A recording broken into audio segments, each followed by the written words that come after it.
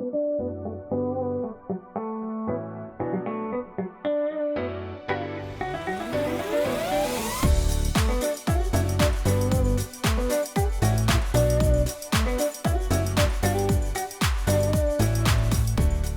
hermanos, vamos ahí, Efesios 6, verso 16, y ya estamos en el cuarto elemento de esta armadura.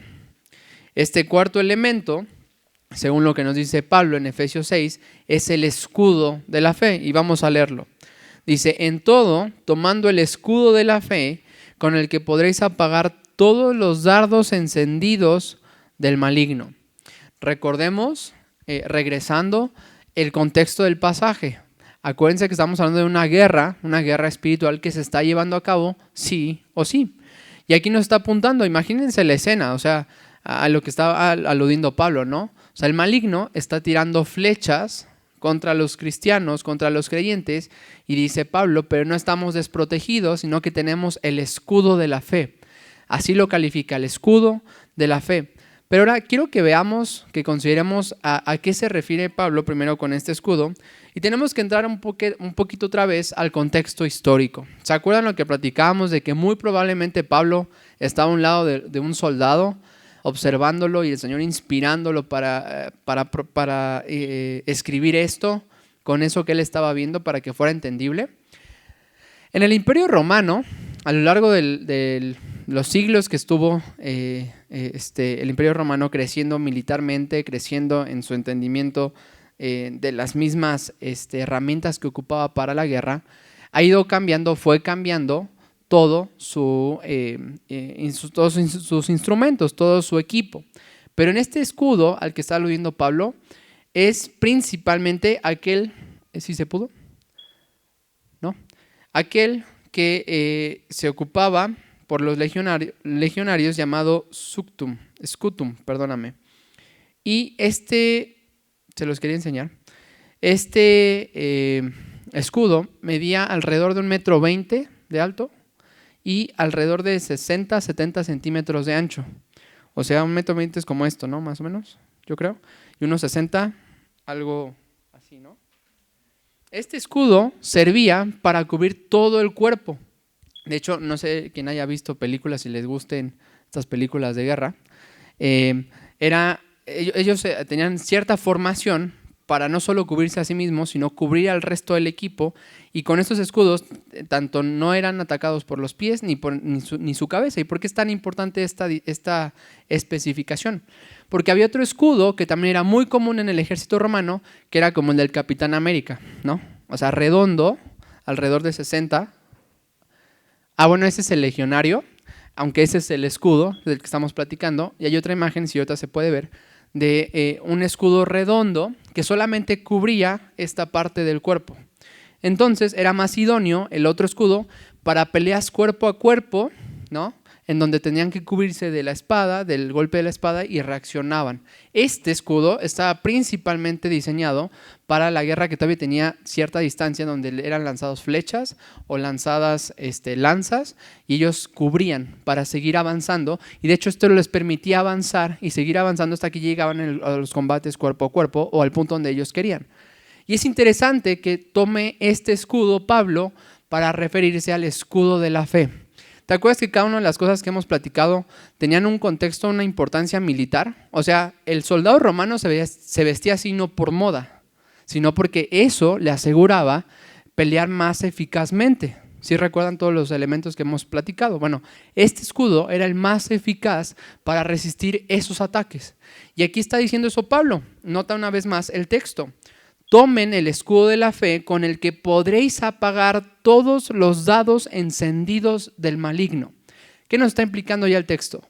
Una vez más, que la guerra está ahí y que el enemigo no va a dejar de disparar los dardos, no va a dejar de disparar esas flechas. Pero quiero hacerte esta pregunta. ¿Cómo pueden ser esos dardos? ¿O a qué crees que se refiere a Pablo con estos dardos del maligno? Recordando el verso 11, que vimos las insidias del diablo, ¿se acuerdan? La metodología del diablo. Naturalmente, aunque ya lo escuchamos y ya lo sepamos, quiero precisarlo, no es literal, ¿verdad? No está literalmente lanzando algo. Pero ¿en dónde es que se desarrolla la guerra? ¿Te acuerdas? La guerra espiritual. En la mente, Exacto. Entonces, ¿qué tipo de dardos podríamos creer que está apuntando a esto? Y para poder entenderlo, nota cómo se califica este escudo, el escudo de la fe. Así que esos dardos están asociados con la fe misma. O sea, el diablo lo que está atacando es todo aquello que es genuino, la fe. Y ahorita vamos a considerar a qué fe se refiere. Pero primero quiero que consideremos los dardos. ¿Qué creen que podrían ser dardos aún sin haber llegado a la fe? Y más adelante vamos a poder ver con más precisión esto de los dardos. Pero, ¿qué creen que significa esto?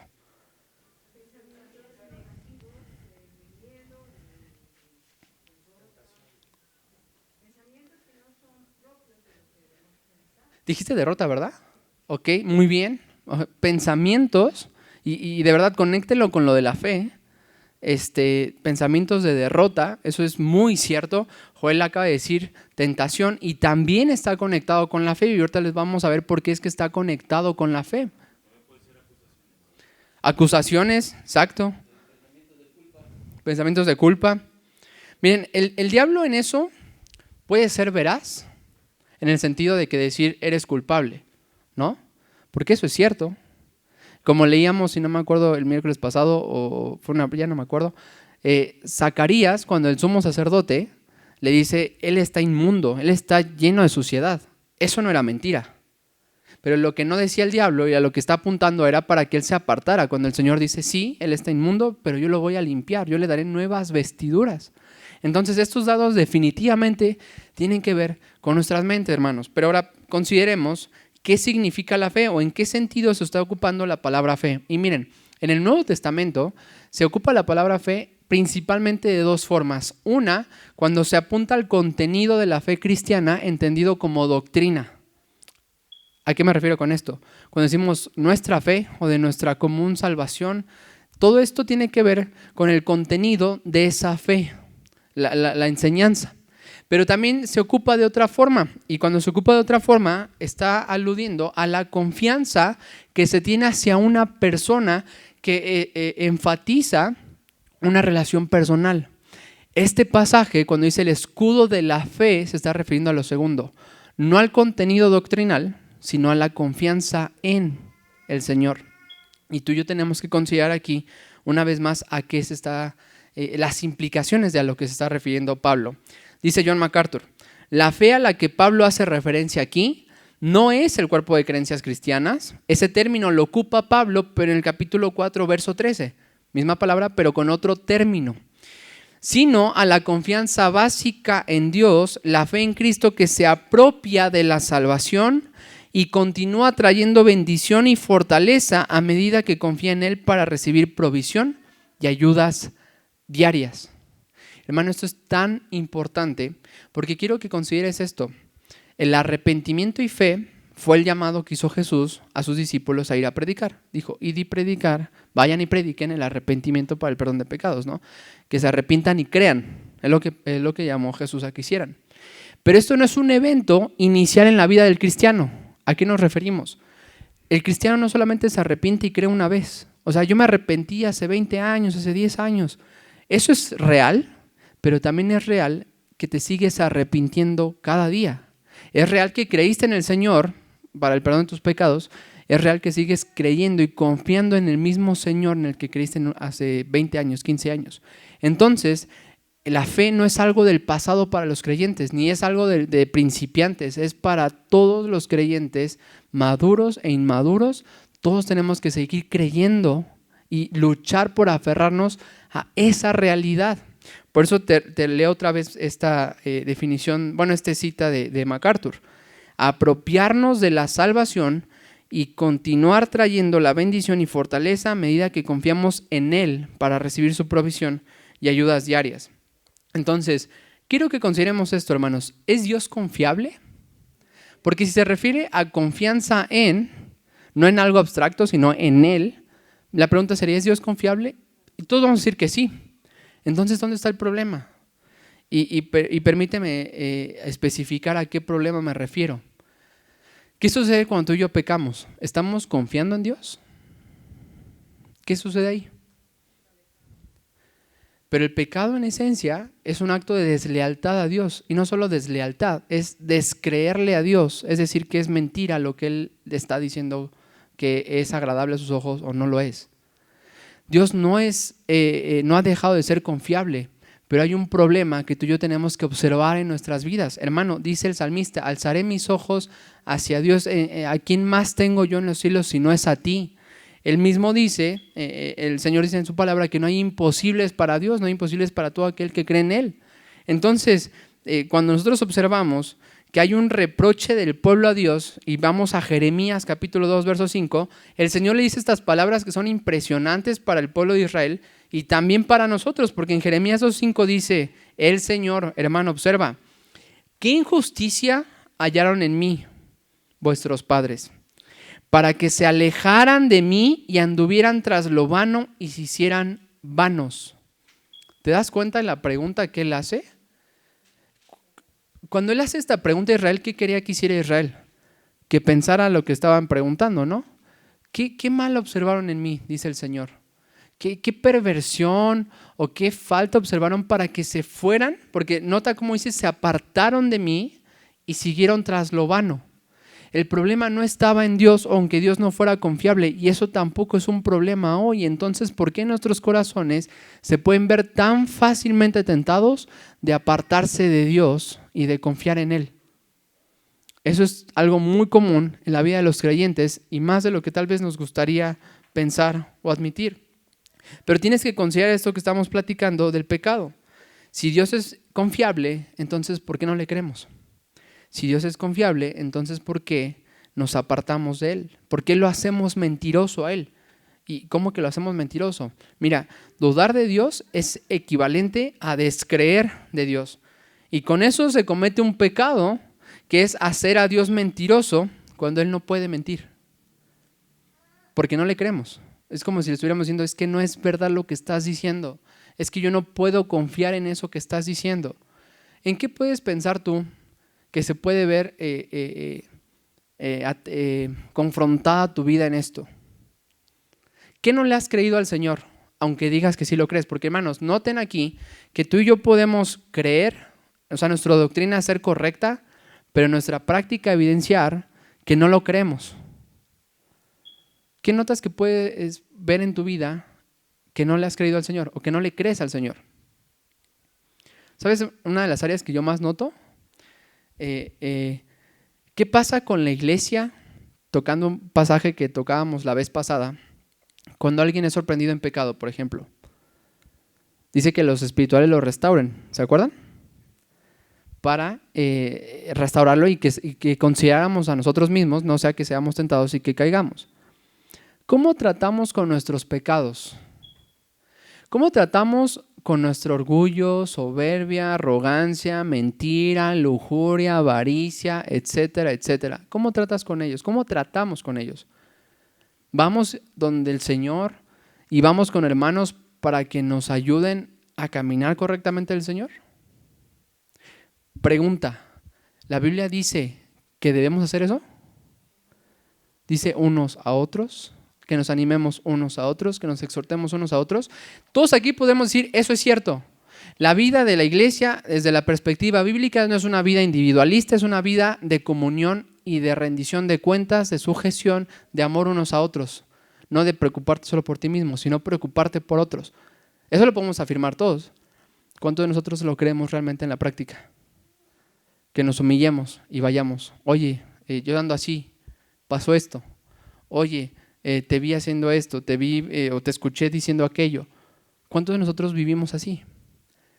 Porque creemos las cosas correctas, pero ahí le estamos descreyendo al Dios al no vivir de acuerdo a esas formas correctas.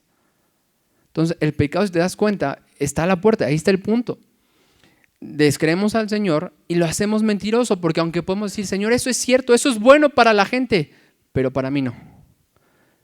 Eso es tan impactante. Y hermanos, hay libros de pastores escritos para pastores que dicen que muchas veces los pastores son los que más consejos dan de cosas como vivir, cómo andar y todo, y son los que menos siguen esos consejos. Pero vámonos más allá, no solo los pastores, todos nosotros podemos dar tantos buenos consejos Y nosotros mismos saber que no estamos dispuestos a obedecer ese consejo en nuestra propia vida. Pero no es porque Dios haya dejado de ser confiable, no es porque lo que diga Dios es mentira, no es porque yo tenga un problema con eso en el sentido intelectual de decir esto es cierto, sino que yo no quiero eso, yo no creo en eso. Imagínate a los soldados, una vez más volviendo al tema del escudo, que todos vayan en formación y de repente uno se aparte y diga, no, yo creo, yo sé que estando ahí voy a estar más protegido porque me cubren todos los ángulos. Pero no quiero, me voy yo solo. ¿Ese soldado estaría más vulnerable o menos? Obviamente más, ¿no? Y es tan fácil identificarlo. Yo me acuerdo que fui a un curso de contra incendios, en donde te enseñaban con la manguera de bomberos a poder disparar y dónde tenías que disparar, qué tipo de disparos. Y decían, primer punto, no la puedes cargar solo. Tienes que estar, el que está enfrente, que es el que va a abrir. Ellos le llaman el pitonero, el que va a abrir la llave, ¿no? Tiene que estar otro atrás, que es el ayudante del pitonero, que lo que hace el ayudante literal es sostenerle su cintura para que no se mueva, para que pueda permanecer en pie. Y después hay otro ayudante que también sostiene su cintura y también agarra la manguera. O sea, todos están ayudando, porque si uno falla, esa línea se puede ver comprometida, se llama línea. Si falla el que abre la manguera, se puede ver comprometido los que están ahí adelante. Pero no solamente eso, decían los bomberos, normalmente no solamente es una línea, sino son varias líneas. Así que cuando se dice disparo de protección, se abre el agua para evitar que pase el fuego, pero no solo te proteges a ti, sino a los que están atrás de ti y también a los que están a tu lado. Todo tiene un espectro de cuidado individual, sí, pero colectivo. ¿Qué pasaría si uno de ellos dijera, ¿sabes qué? Esto es cierto, pero yo no lo creo, yo no lo quiero hacer? Una vez más, afecta a todos. Hermano, quiero que tú consideres eso en tu vida. Lo que tú y yo no creemos a Dios, no solo te afecta a ti, afecta a la iglesia, a toda la iglesia. Porque, no sé si lo notaron, pero Santiago dice, vosotros espirituales, restauradlo. ¿Qué pasaría si no hay espirituales en la iglesia? No solamente se ve afectado el que pecó en ese momento porque no tiene quien los restaure. Y también se ven afectados ellos porque no pueden ayudar a otros a restaurarlos en la comunión con el Señor. ¿Se dan cuenta? Entonces, este escudo de la fe y de la incredulidad es tan práctico en esta guerra que estamos librando día a día. Porque, hermanos, no hay ejércitos de un soldado. Es un ejército, todos juntos. Así que el punto débil de nuestras vidas es un punto débil que se puede ver en la iglesia. Decía alguien, ¿qué pasaría si toda la iglesia fuera como tú y como yo? O sea, como tú. Si todos actuaran como tú, ¿cómo sería la iglesia? De verdad, si nos hicimos esa pregunta, yo creo que muchos nos podemos entristecer de la realidad de magnificar la forma en la que cada uno de nosotros actúa. Porque mirar y corregir el pecado de lejos está bien fácil. No, es que está haciéndolo mal y es que el otro. Pero amarlo implica platicar, implica ir. Implica abrirnos. Entonces, si la iglesia fuera como cada uno de nosotros, ¿cómo estaríamos como iglesia? Y estos pecados de incredulidad también se ven cuando tratamos de justificar nuestros pecados, razonándolos o haciéndolos lógicos para que entonces no tengamos problema. Es que yo no hago esto porque he sido dañado. Es que yo no hago esto porque no hay espirituales. Es que yo no hago esto porque el otro. ¿Te das cuenta cómo eso también es incredulidad? Porque el Señor no dice solamente sí, entonces crees. O sea, Él dice que nos vistamos con el escudo de la fe, que tomamos el escudo de la fe. Y esto va a implicar que creamos toda la Escritura. ¿En qué momento, hermanos, dice, cuando volvamos a Santiago, los espirituales 2 puntos, y que nos dé una explicación tan exhaustiva que le podamos hacer un checklist a todos y decir, ok, sí te permito que intervengas en mi vida porque eres espiritual? ¿Lo dice? Pero nosotros somos así, justificamos nuestros pecados, justificamos nuestra incredulidad, justificamos nuestra falta de obediencia al Señor y nuestra falta de fe por factores externos que nos permiten estar en paz al no creerle al Señor. Y quiero que notes esto, eso sigue en el contexto de la guerra, así que ¿qué pasa cuando tú estás siendo incrédulo? Es como si estuvieras bajando ese escudo y diciendo, bueno, ya me cansé. Me cansé de creer, me cansé de confiar en Él. Y estás expuesto, pero también estás dejando expuesto a los demás. ¿Se dan cuenta lo importante, urgente que es que tú y yo consideremos todo lo que tiene que decir el Señor y no solamente entenderlo, sino confiar en Él? Porque confiar en Él nos lleva a actuar. Hay un punto bien importante, bien interesante, que se suscita en el contexto de la Reforma para poder explicar qué es una fe genuina. ¿Alguien ha escuchado esto? Los 3 puntos que establecen los llamados reformadores. ¿Se acuerdan? ¿O alguien los ha escuchado? Noticia. Exacto. ¿Y por qué es que se toman estos elementos para describir una fe genuina? Porque si tú te das cuenta, Santiago, por ejemplo, nos dice, bien haces en creer que existe un solo Dios. Bien. ¿Qué más dice Santiago? Los demonios también creen y tiemblan. Hermano, nota bien interesante, esa palabra creen es la misma. O sea, no podemos decir, es que etimológicamente es otra, entonces es una fe falsa. Los demonios también creen y tiemblan. El diablo no es ateo. El diablo no dice, no, yo no creo en Dios. Él sabe quién es Dios. Él aborrece a Dios. Los demonios, cuando veían a Jesús, decían, ¿qué tienes con nosotros, hijo de Dios? Todavía no es momento. O sea, ellos nunca dijeron, ese es mentiroso. Los que decían que eran mentirosos eran los hombres. Ellos decían, Él es el Hijo de Dios. Y los mandaba a callar, ¿no? Entonces los demonios sabían que Jesús era Dios, sabían que lo que Él decía era verdad, pero ellos no confiaban en Dios. Por eso es que viene el punto, noticia, asentimiento y confianza. Los demonios tienen las primeras 2, noticia y asentimiento. Pueden decirte la información correcta, pueden decirte que es verdad, pero ellos no confían en Dios. Porque confiar en Dios los llevaría a actuar de otra forma. La confianza lleva a acción, hermanos. La confianza no se queda en el abstracto de decir, sí, yo creo en Dios, pero evidentemente o en la práctica no actuar en ese sentido. Entonces, esta parte de la confianza es importante porque de lo contrario, pecar es creerle a Satanás y seguir la justicia es creerle a Dios. Por lo tanto, escucha esto, todo pecado es resultado de no haber actuado con fe en Dios tanto en su carácter como en su obra. La fe es entonces nuestro escudo de protección. Todo pecado es ese resultado. ¿Qué sucedió con Adán y Eva? Ellos le creyeron al diablo. Pusieron lo que decía el diablo por encima de lo que decía el Señor. Y nosotros lo podemos ver a la distancia y decir, bueno, es muy evidente, hicieron mal. ¿Cómo es posible que hayan creído en el diablo cuando Dios ya les había dicho eso? Pero hermanos, tú y yo no estamos tan lejos de allá. Nuestros corazones están ahí, en esa constante tensión de o creerle a Dios o creerle al diablo. Y quiero que observes esa realidad en tu vida.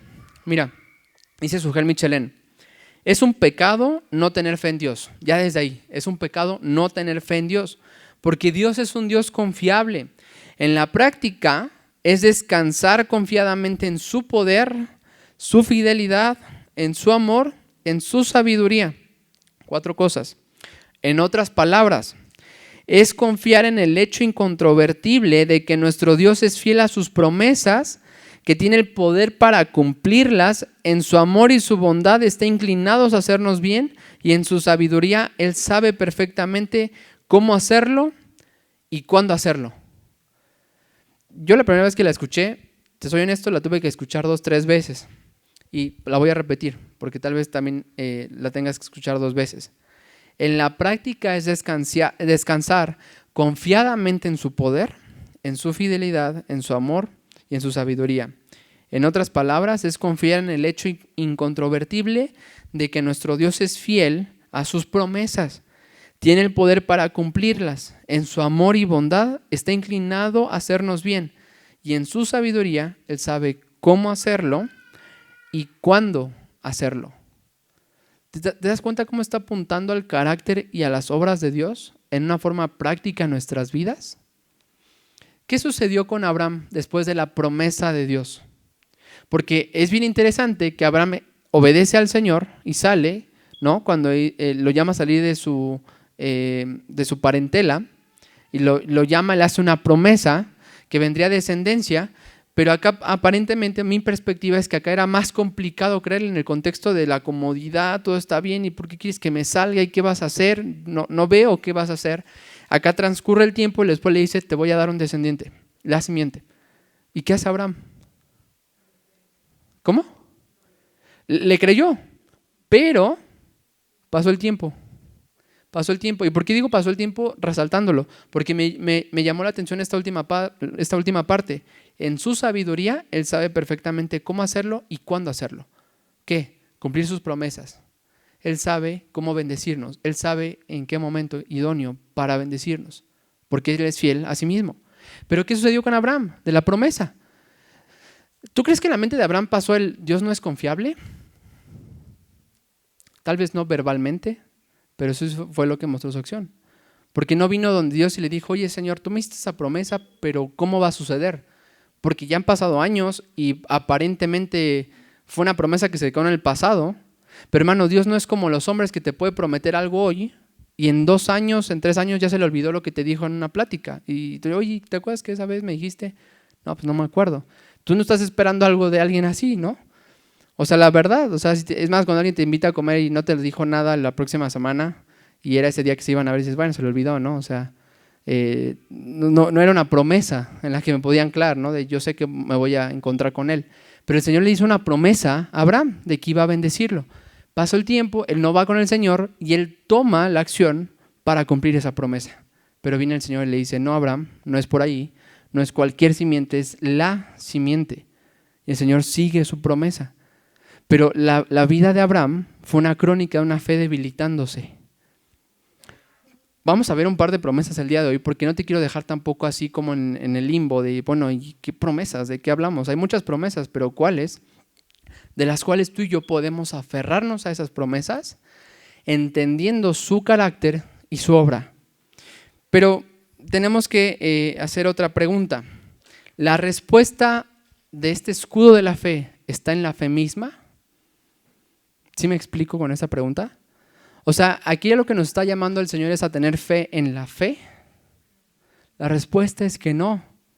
Nosotros no somos llamados a tener fe en la fe, sino fe en Dios. Y puede parecer algo muy obvio, pero también no es obvio en la práctica. Tener fe en la fe o tener fe en Dios. Mira, cuando está Juan escribiendo su evangelio en el capítulo 14, verso 1, está hablando Jesús con sus discípulos y les dice, no se turbe vuestro corazón, creed en Dios, creed también en mí. ¿A qué está apuntando aquí el Señor? ¿Cuál sería tu distinción si es que alcanzamos a distinguir esta cuestión entre tener fe en la fe a tener fe en Dios? ¿Cuál sería esa distinción? ¿Qué piensas?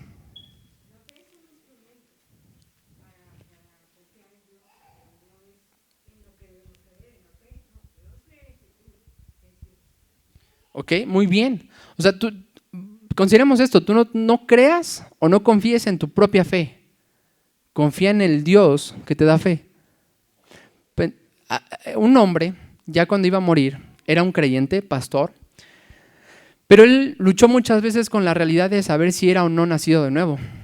Y él cuenta en sus historias, ya en la cama, ya a punto de morir, que tenía tantas dudas de si realmente había nacido de nuevo, que tenía mucho miedo.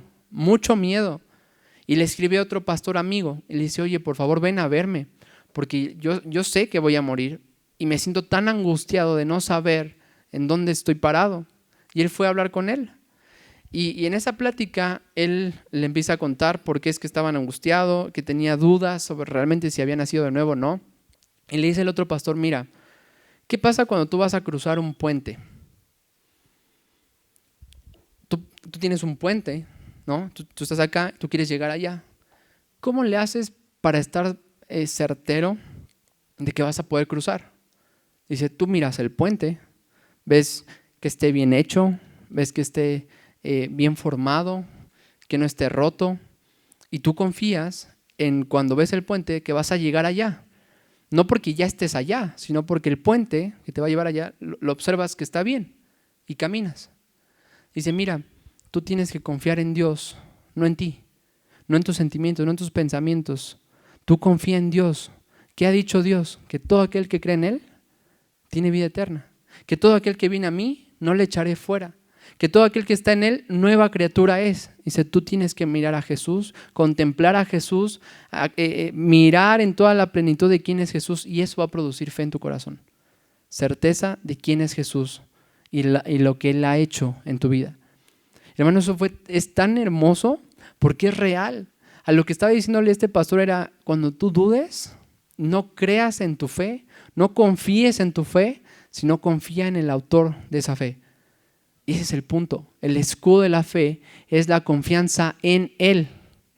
No la confianza en que no va a haber problemas, no la confianza de que no va a haber guerra, porque hay guerra, porque hay complicaciones, porque nosotros somos nuestro principal enemigo, nuestro propio pecado, y el escudo de la fe nos remite otra vez a Jesús, a que miremos a Jesús, a que confiemos en Jesús.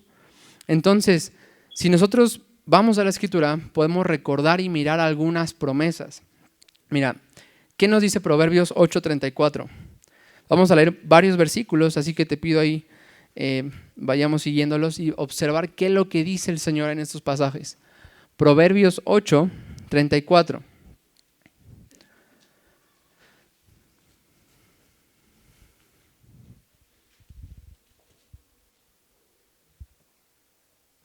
¿Alguien ya lo tiene para leerlo? ¿Quién? Adelante. Bienaventurado el hombre que me escucha, velando a mis puertas cada día, aguardando a los postes de mis puertas. Ok, ¿qué está diciendo ahí? Digo, ya todo lo escuchamos, pero hay que masticarlo. ¿Qué está diciendo el Señor?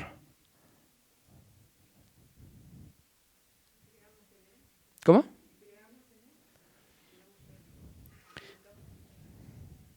No dice que tengamos fe tal cual, o sea, literalmente, pero ¿qué está explicando? ¿Qué está diciendo estas personas?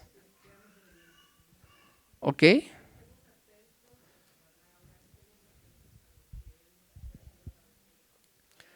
Muy bien. ¿Y cómo inicia?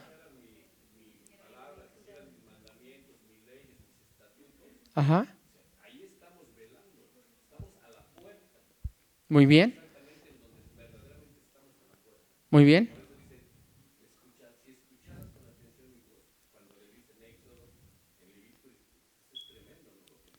Muy bien. Muy bien.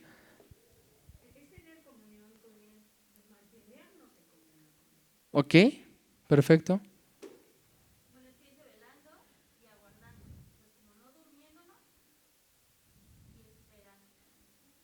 Ok.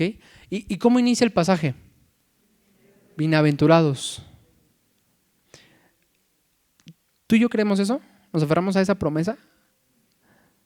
Hermanos, dice en la palabra que su palabra es deseable, ¿no?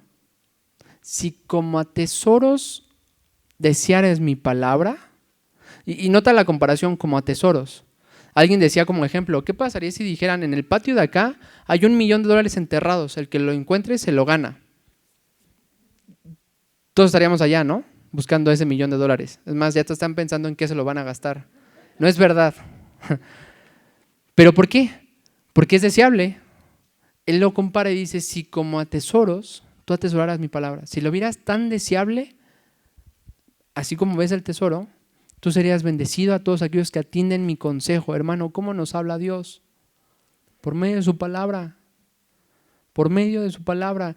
No hay que investigar, no hay que buscar una forma mística. Hermanos, tenemos toda su palabra. ¿Qué refleja nuestra vida, nuestro día a día en lo que leemos, cómo lo leemos, si lo entendemos, no lo entendemos, si nos interesa entenderlo o no nos interesa entenderlo? Porque dice que prestemos atención, ¿verdad? ¿Te ha pasado que tu esposa, tu esposo te dice algo y escuchas pero no estás escuchando? O sea, el sonido estaba. Oye, ¿te acuerdas que me dijiste? No es cierto. A mí me pasó muchas veces. No es cierto. No, así te dije. Yo te dije esto, esto y lo otro. Perdón, no te escuché. O sea, ruido había, pero yo no te estaba poniendo atención. Eso también nos pasa con el Señor. El ruido, si lo podemos ver así, o sea, yo leo, pero no lo entiendo y no le pongo atención. No me interesa ponerle atención. Es una bendición, una promesa a la que podemos aferrarnos. Bienaventurados los que están atentos a mi consejo. Bienaventurados, bendecidos son aquellos que están en mi consejo. ¿Qué otra cosa podemos ver? Mateo 7:9. Mateo 7, verso 9. Si alguien lo tiene, igual lo puede leer. ¿Mande?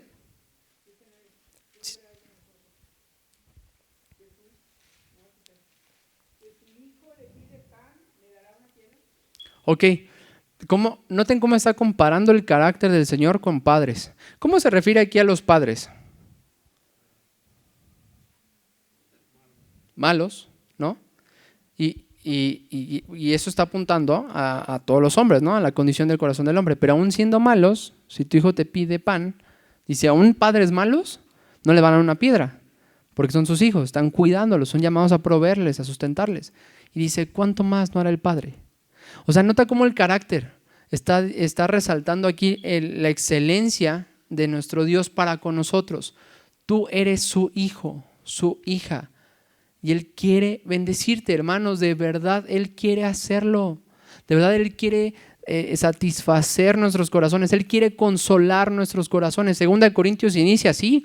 2 Corintios dice que el Dios de toda consolación con la cual hemos sido consolados, consuele a otros para que consolemos con la consolación con la que hemos sido consolados. Pero Él dice el Dios de toda consolación. El Señor nos ama. Y eso es una promesa que podemos olvidar, porque en la fe, y por eso me gustó, ¿qué dijiste, hermana, al principio, la palabra que ocupaste? Al principio hablábamos de los dardos. Derrota.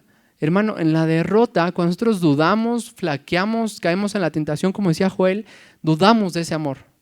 Dudamos y cuestionamos ese amor que es real. Dice Mateo, si un padre malo, su hijo le pidiese pan, no le daría una piedra. ¿Tú crees que Dios te daría una piedra? Es impresionante ver cómo el Señor trata con tanta misericordia y compasión a un pueblo rebelde como el pueblo de Israel, pero nos refleja igual a nosotros. Necios les daba maná, necios los cuidaba, los sustentaba, necios les dio su ley, necios siguió ahí y los perdonó.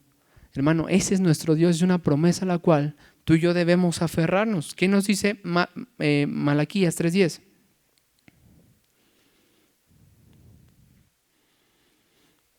Y después Santiago 1:17, por si alguien lo puede ir buscando.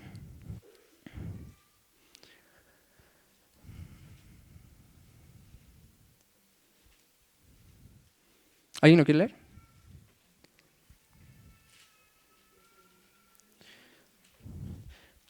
Yo quisiera hacer una nota aquí. De verdad, hay tantas iglesias que enseñan de una forma errónea esto, que a veces nuestros corazones se vacunan ante cualquier cosa que tenga que ver con ofrenda y diezmo, como no, esto no es espiritual. Y sí lo es.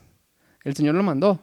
Y hay una relación en todo lo que el Señor manda, no es solamente acciones que busca, sino son corazones que se expresan en acciones. Y noten lo que dice, traigan todo el diezmo al alfolí para que haya alimento en mi casa y pónganme ahora a prueba en esto. Dice el Señor de los ejércitos, si no les abro las ventanas de los cielos y derramo para ustedes bendición hasta que sobreabunde. ¿Qué está diciendo, hermano? ¿Quién estaba en la casa del Señor? ¿Te acuerdas de la tribu? Exacto. Ellos no tenían parte porque su parte era ahí. ¿Te acuerdas qué es lo que corrige Nehemías cuando viene el retorno? Y dices que no está nadie aquí, nadie está ministrando, nadie está ofreciendo sacrificios. ¿Por qué? Es que nadie está aportando, nadie está sustentando, nadie está ayudando. Entonces estamos buscando nuestra parte y le dice al todo el pueblo que vuelvan a sustentar, que vuelvan a dar lo que el Señor les había mandado para que ellos siguieran haciendo su trabajo de ofrecer sacrificios y ser intermediarios delante de Dios con el pueblo y del pueblo con Dios. Y a lo que está apuntando aquí el Señor es, trae el diezmo al alfolí a mi casa para cuidar de mis hijos, para cuidar de los levitas, pero también es para tu cuidado, para tu bendición.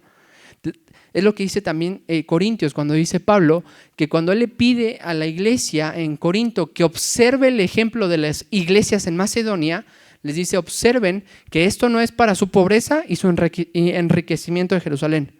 No, es para que ustedes le puedan dar y provean para que haya igualdad. Y no está hablando de un comunismo, está buscando que buscara satisfacer la necesidad de los otros. Y dice el Señor, tanto en Malaquías como en Corintios, que el Señor es fiel a sí mismo y no te está pidiendo que des algo que tú te buscaste o ganaste sin su intervención y su poder, sino algo que estuvo en su poder y en su soberanía. Y la duda es, si yo lo doy, significa que entonces ya no me quedo con nada.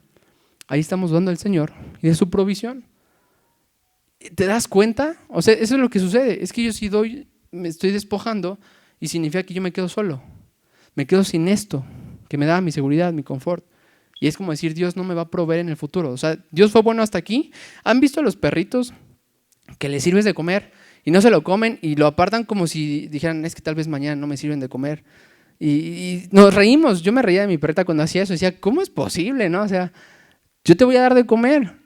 A veces nos comportamos así, es como, no, ¿qué tal si ya mañana Dios ya no es proveedor, ya no provee, Dios ya no es bueno, Dios ya no es sustentador?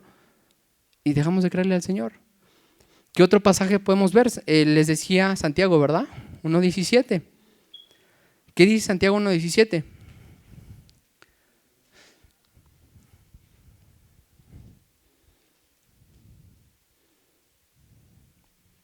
Dice, toda buena dádiva y todo don perfecto viene de lo alto y desciende del Padre de las luces, con el cual no hay cambio ni sombra de variación. Hermano, todo lo que tenemos, toda la bendición que ha sido derramada a nosotros es por medio de Él y para Él. Es el mismo lenguaje que ocupa Pablo en Efesios cuando él dice que con toda bendición espiritual nos ha bendecido en Cristo Jesús. Hermano, no nos falta nada, tenemos al Señor. Es el punto que en la fe y en la confianza que se tiene que dar día a día tenemos que clavar en nuestro corazón. El Señor no nos ha abandonado y no nos va a abandonar y no se ha entregado parcialmente, se ha entregado por completo. Y si alguno está a falta de sabiduría, pídala a Él.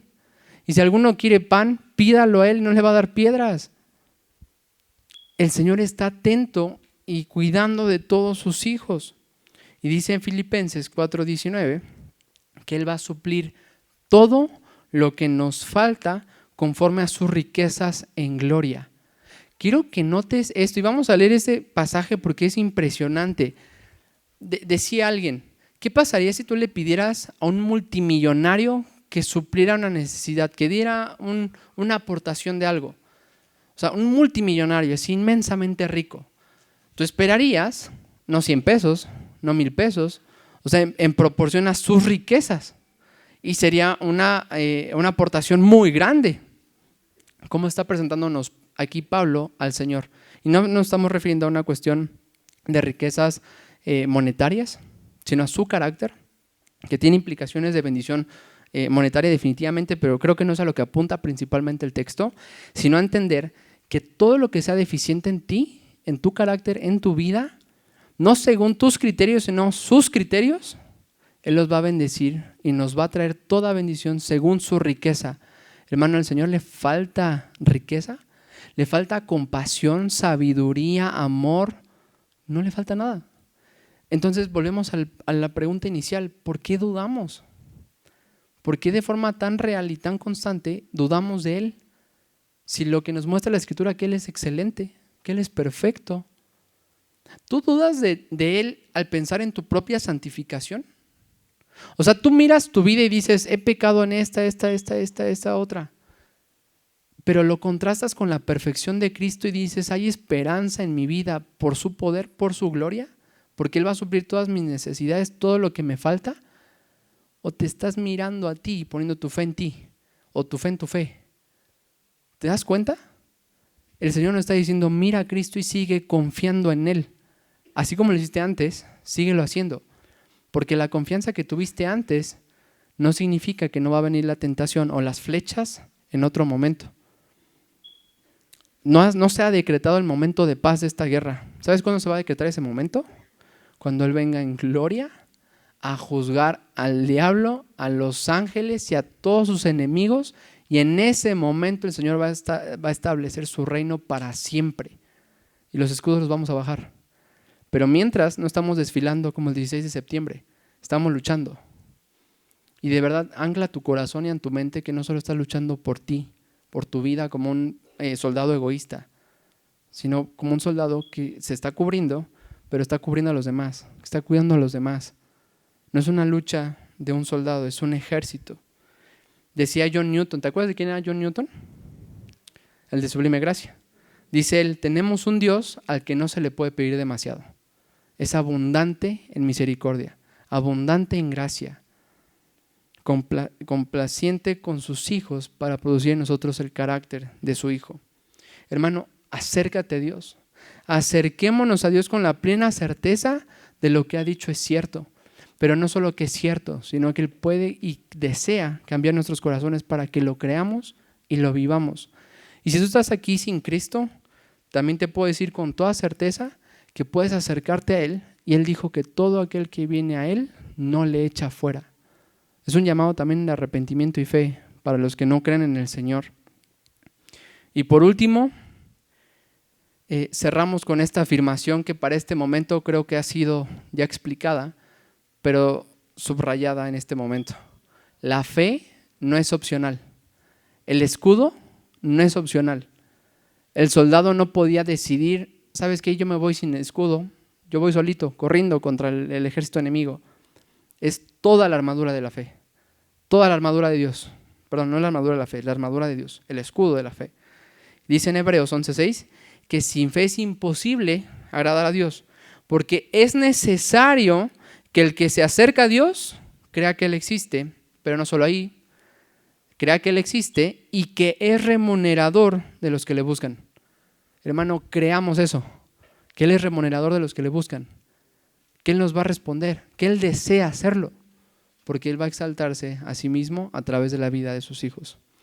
Señor, te damos gracias porque tú eres nuestro Señor, nuestro Salvador, porque en esta guerra, Señor, al ver nuestras armas que no son carnales, sino poderosas en Cristo Jesús, al único a lo que apuntan es que tú eres un Dios excelente, perfecto, sublime, hermoso, que no cambia, un Dios bueno. Y mi Dios, en nuestra vida, en nuestros día a día, nos podemos ver tentados a bajar este escudo de la fe. Y tal vez no lo vemos, pero ya hemos bajado ese escudo al creer en el diablo y no en ti, al desconfiar de ti, cuando en ti no hay nada malo, en ti no hay nada perverso, en ti no hay nada que aleje a los hombres, sino al contrario, que nos acerca a ti. Señor, ¿cuántas cosas, si somos honestos en nuestras vidas, si somos honestos y examinamos nuestros corazones, cuántas cosas podríamos observar que podemos entenderlas correctamente?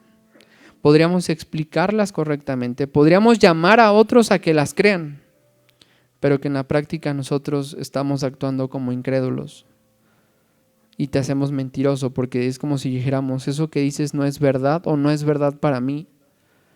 Como si dijéramos que tus promesas no son reales o que no eres poderoso para cumplirlas.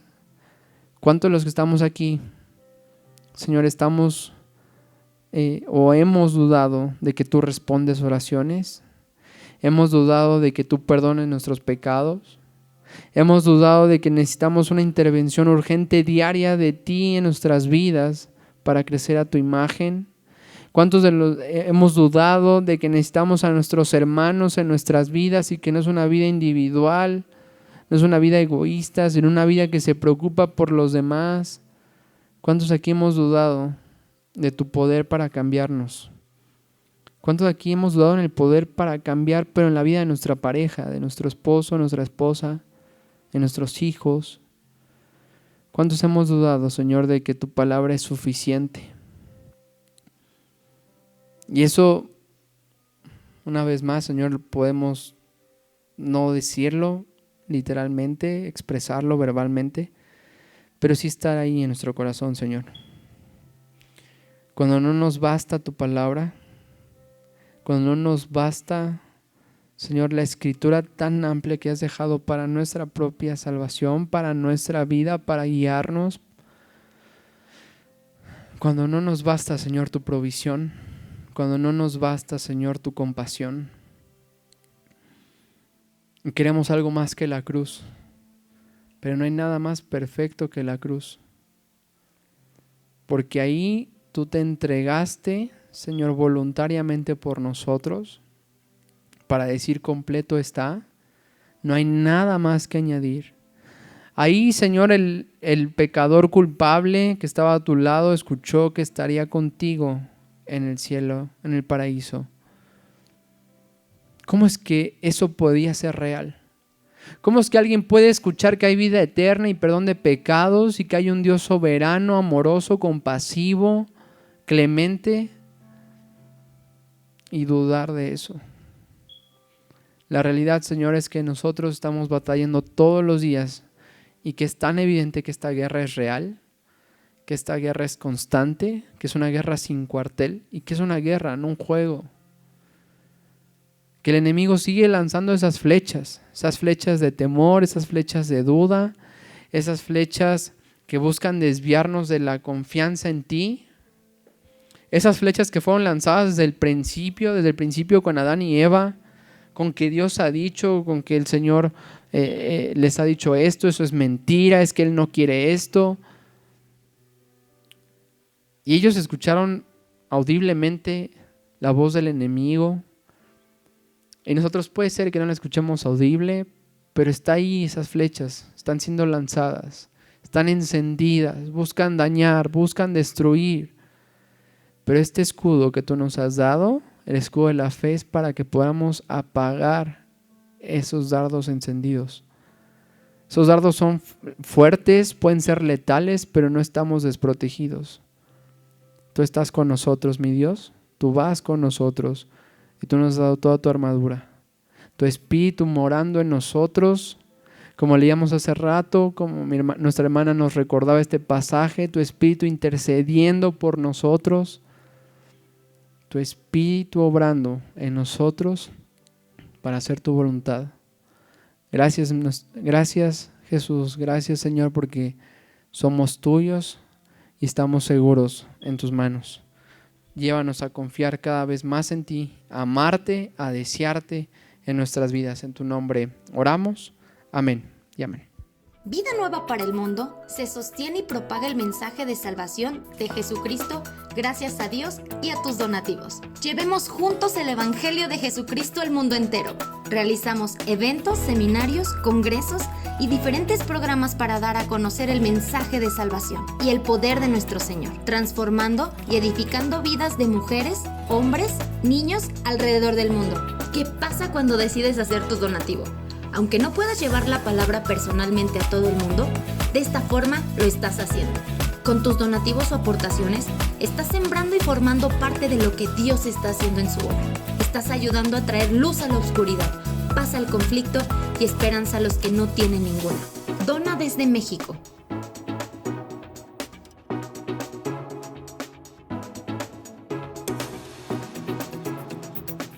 Dona desde Estados Unidos.